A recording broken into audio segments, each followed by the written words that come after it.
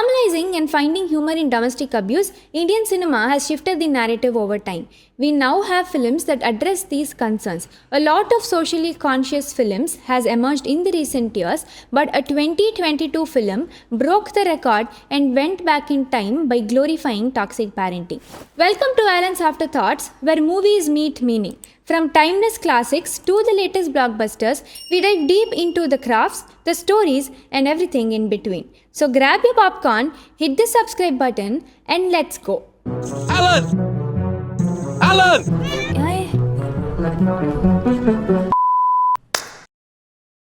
Dawn is a 2022 Tamil language film starring Sivakarthikeyan, Priyanka Arulmohan, S.J. Surya and Samuthirakani in the lead roles.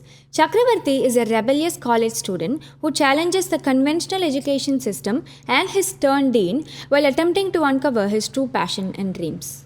Now, there are so many things that I liked in this film, be it the follow your passion narrative or the take on the education system. Some dialogues were really inspiring, especially the stone-throwing analogy by Angayar Kanni, who plays the hero's love interest.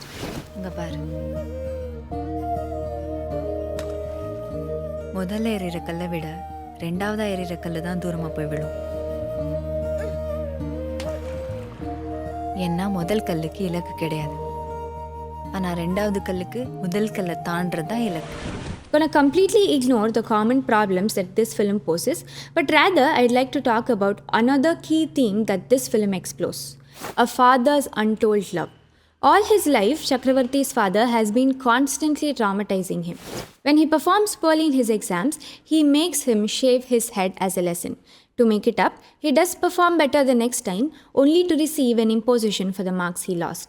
When he falls down from a cycle, his father pays attention to the cycle and ignores him completely. This little Chakravarti received no love or care from his father and experienced emotional abandonment. Growing to hate everything around him, he deliberately fractures his hand to skip his board exams and avoid humiliation from his father. Apparently, self-hurt seemed like a better option to him rather than having to face a parent. Although this was shown in a comical narrative, nothing can justify these actions. The first emotion that Chakravarti gets when he sees or even hears his father's name is terror. When a parent is originally supposed to feel like a home and a safe space, on the contrary, most children fear their parents. A home no longer feels home, and all they want is to leave that place and find their own home elsewhere, be it in a person, a place, or even a feeling. This is exactly what Chakravarti does. He moves to college as a hosteler so that he can get as far away as he can from his father.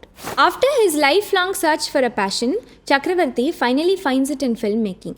He works towards his newfound interest, puts his heart and soul into making a short film for a contest, which he believes might be his ticket to redeem his life. One fine day, Chakravarti finally musters up the courage to confront his father. He says how much he has always longed for a tinge of care from him which he never received.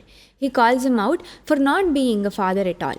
In return, the father burns his laptop to destroy the short film that he's been working on. While the movie begins by calling the father a villain, the narrative completely changes towards the end by glorifying him. When Chakravarti is mad at his father, the mother gaslights him with a cliched sentimental monologue. She says how much the father loves him and all that he did was for his own good. It's high time that we stop normalizing or glorifying abusive parents. What's the use of love if you never express it to the person that you intend to? Also, what's the use of it if it never made that person happy in the first place? Sacrifice does not replace love. In fact, it guilt trips the other person. Parents are being parents for the first time, and it's only fair to be understandable of that. Parenting is a learning process. Good that the father realizes that it finally dawns upon him that his son might achieve something in life and believes in him. Again, should someone actually succeed in life to be worthy of receiving a parent's love? How do you define success? Is it only associated with professional achievements? The death of the father was so conveniently written.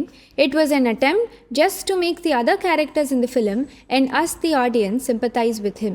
Being an abusive parent, an entire film, and justifying it in the last 15 minutes is not gonna work. Nothing can justify physically or emotionally hurting someone in the name of love. It was terrifying to see people celebrate this movie in the theatres, but what felt like a warm hug was a movie that came out just a month later called Veetla Visesham. This is a remake of a Hindi language film, Kadai Ho, which came out in the year 2018. When a film is usually remade, it is adapted according to the cultural and demographic aspects of that particular language. In this film, Veetla Visesham, there is a scene that isn't in the original version but is a conscious addition by the makers of the film. The father and the son have a heated argument, and in the spur of the moment, the father slaps the son. This is the interval block. Post-interval, the protagonist, which is the son, goes through a character arc and after a series of introspection comes home to apologize to his parents for his behavior in the past. Just when he is about to utter the word sorry to his father says it instead for slapping him. As a girl who grew up watching Tamil films, this was a rare scene to see on screen. This made the little girl in me happy. This film had much more deeper writing than the original version. If you want me to do a detailed breakdown of this film, let me know in the comment section. Thanks for watching Alan's Afterthoughts, your front row seat to the world of cinema. If you enjoyed watching this video, give it a like, drop your thoughts in the comments, and don't forget to subscribe for more reviews, breakdowns, and everything in between. Until then, stay curious, stay cinematic, bye-bye.